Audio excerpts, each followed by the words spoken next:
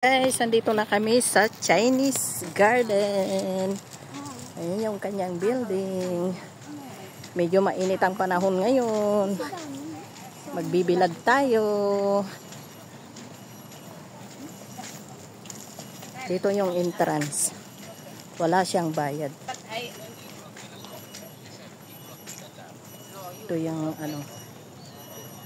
kanal niya.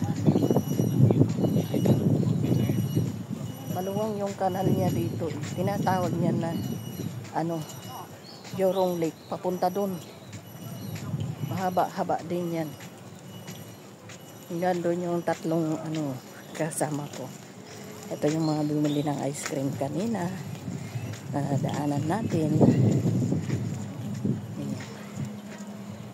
Ito yung Chinese Garden.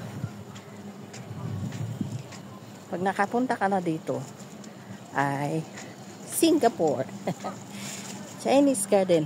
For how many years nakita ko siya ulit at pinaganda nila. Maganda. Thank you sa inyong panonood.